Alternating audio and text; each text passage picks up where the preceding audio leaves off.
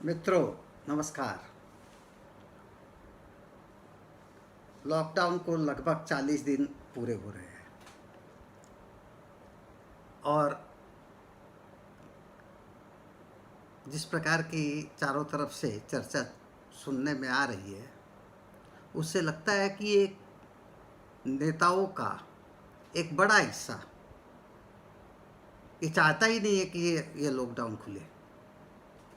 जिस त्रिपुरा में सिर्फ अब तक 2 केस मिले हैं, वहाँ के मुख्यमंत्री ने कल एक बयान दे करके कहा है कि हमारे प्रदेश में उस वक्त तक लॉकडाउन जारी रहेगा जब तक कि भारत से कोरोना समाप्त नहीं हो जाता।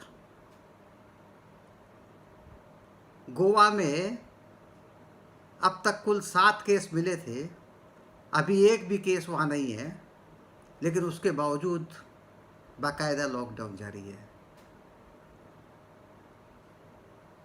अभी जब आगामी 3 तारीख से कुछ क्षेत्रों में छूट की बात चल रही है, उसके पहले ही पंजाब ने 14 दिन का और लॉकडाउन बढ़ा दिया है। हमारे कहने का मतलब है कि ये कौन सा नया फेनोमेना है? आखिर लॉकडाउन में नेताओं की इतनी दिलचस्पी क्यों है? जब हम गंभीरता से सोचते हैं तो हमारे सामने बिल्कुल स्पष्ट हो जाता है कि इससे जनता का हित नहीं जुड़ा हुआ है पूरी तरह से। अगर कोई यह दावा करता है कि हम जनता को बचाने के लिए, मौत के मुंह में जाने से बचाने के लिए हम ये कदम उठा रहे हैं, तो यह बहुत सीमित अर्थ में ही सही है। अभी की स्थिति में तो ऐसा लग रहा है कि भारत में जैसे लॉकडाउन के साथ कुछ निहित स्वार्थ जुड़ गए हैं लोगों के। आश्चर्यजनक रूप से लॉकडाउन के पक्ष में तमाम प्रकार की बातें, ज़्यादा से ज़्यादा बातें की जा रही है, जबकि जो अर्थव्यवस्था की जो स्थिति है, जिस प्रकार से भुखमरी के कगार पर करोड़ों लोग पहुंच चुके हैं, उस ओर किसी का ध्यान ही नहीं है। उल्टे देखा जा रहा है कि इस लॉकडाउन की परिस्थिति का लाभ उठाकर तमाम क्षेत्रों से मजदूरों की छटनी हो रही है। रिलायंस जैसी कंपनी ने अपने कर्मचारियों के वेतन में कटौती कर दी है, इसकी घोषणा की है, और इसकी सबसे बड़ी शुरुआत खुद केंद्रीय सरकार ने की। डीए को फ्रीज कर दिया। कहने का मतलब है कि ये लॉकडाउन कुछ बड़े पूंजीपतियों के हितों को तो साध रहा है शायद।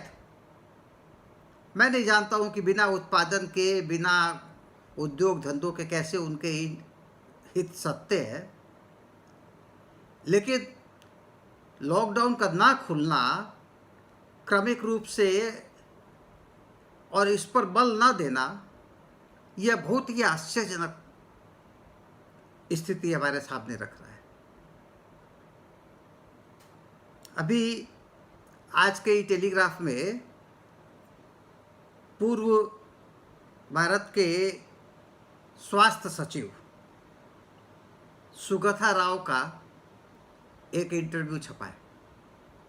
सुगथा राव क्या कहती है कि इस वायरस के बारे में जानकारियों की कमी है, बहुत अनिश्चय है, कोई नहीं जानता कि ये किस दिशा में बढ़ेगा।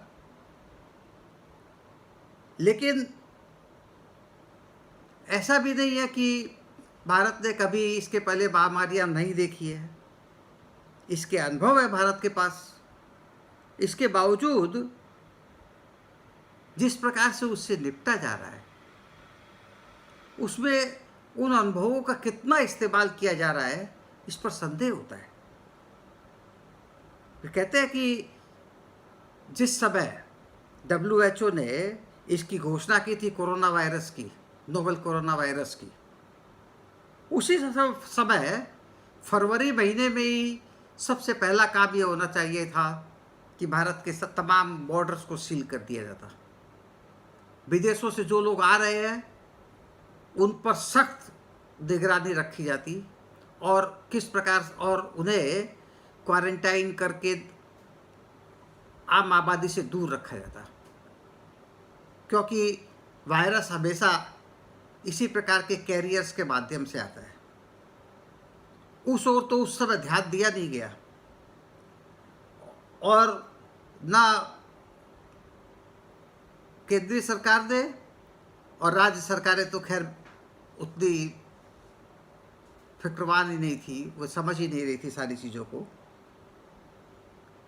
और सबसे बड़ी बात यह है कि आज की स्थिति में जो ICMR जिसकी भूमिका है कि इस प्रकार के रोग के समय वो जानकारियों को मुहैया कराए सरकार को कि किस प्रकार से उसे आगे काम करना चाहिए, वो ICMR अब किट्स की सप्लाई के लिए काम कर रहा है, किट्स को इंपोर्ट करने के लिए काम कर रहा है। जो ICMR अब तक अपने प्रयोगशालाओं के लिए सिर्फ किट्स की आमदनी करता था,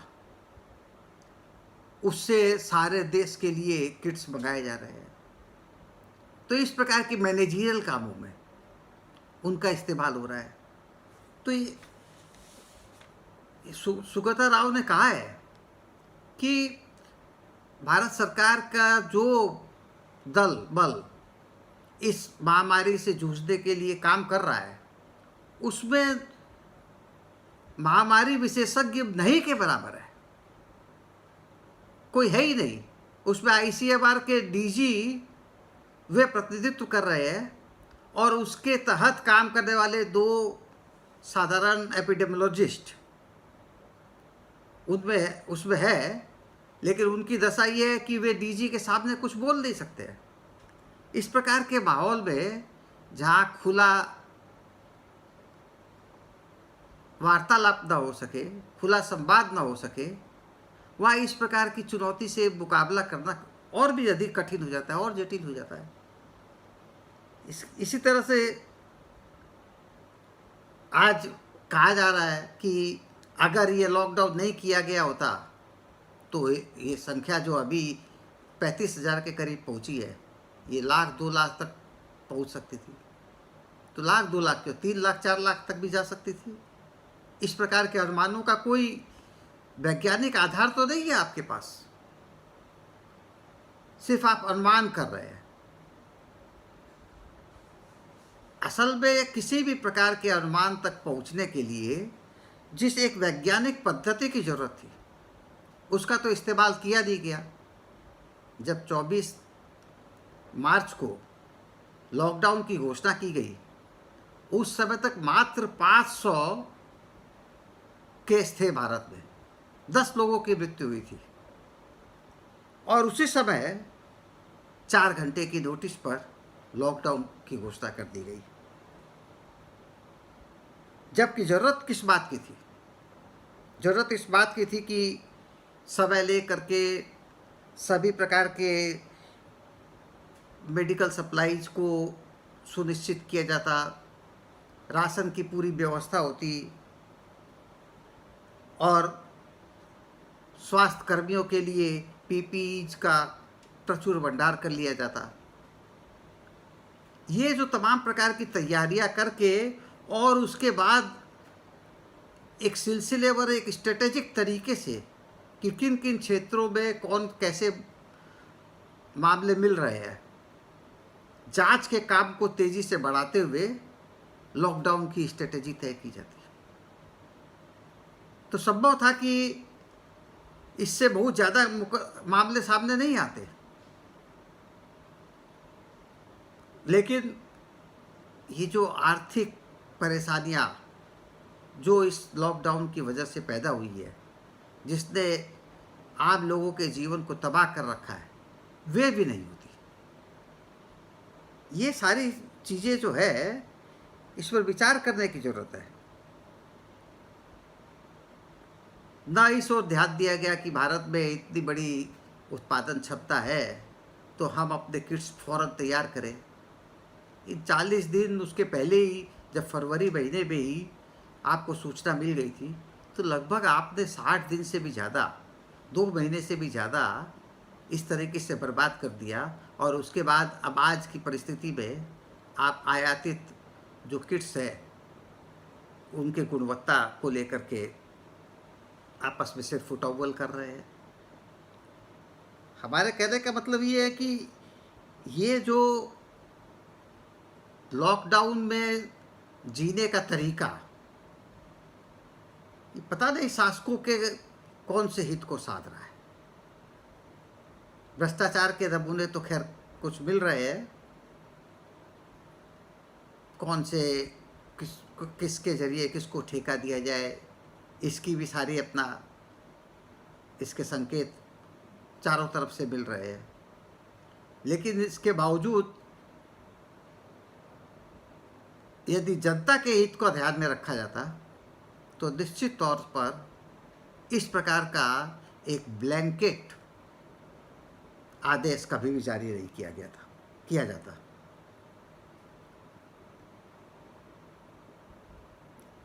ये जो परिस्थिति जो है, इसमें निश्चित तौर पर कुछ लाभ जरूर हुए हैं कि लोगों में पहले की तुलना में ज़्यादा अनुशासन आया है। इसे सुगता राव ने भी स्वीकारा है। लेकिन सबसे बड़ी जो कमी जो सामने आई कि विज्ञान का सम्मान करने के मामले में हमारा शासक वर्ग बिल्कुल पीछे है, और उसकी सांस्कृतिक कमजोरी ने ही वास्तव अर्थों में देखा जाए तो हमारे पे कोरोना के संकट को कुछ अजीब प्रकार की शक्ल दे दी है। हमने इतना जल्दी लॉकडाउन घोषित कर दिया, अब उससे निकलने का कोई रास्ता, कोई ठोस आधार न होने पर भी निकलने की बात की जा रही है, और अब नहीं जानते हैं कि आगे क्या रूप लेने जा रहा है। तो ये जो परिस्थिति है, इसमें सबसे जो दुर्भाग्य की बात यह है कि भारत के मजदूर वर्ग पर इस परिस्थिति का सीधा प्रभाव पड़ रहा है। ये तमाम स्तरों पर मजदूरी वेतन में गिरावट देखने को मिल रही है, और हो सकता है कि शासक वर्ग ये समझता हो कि शायद आने वाले समय में इसी से वो भारत को पतनता के बाजार में ज़्यादा मजबूत स्थिति में रख पाएगा और अर्थव्यवस्था में सुधार कर पाएगा। हम कहेंगे ये मूर्खों के स्वर्ग में वास करने की तरह की कल्पना है। वास्तविकता यह है कि इस लॉकडाउन और इससे उत्पन्न परिस्थिति के कारण जितनी बड़ी संख्या में देश के कोने कोने में बिखरे हुए मजदूर अब किसी प्रकार से अपने गांव पहुंच जाने के लिए व्याकुल है।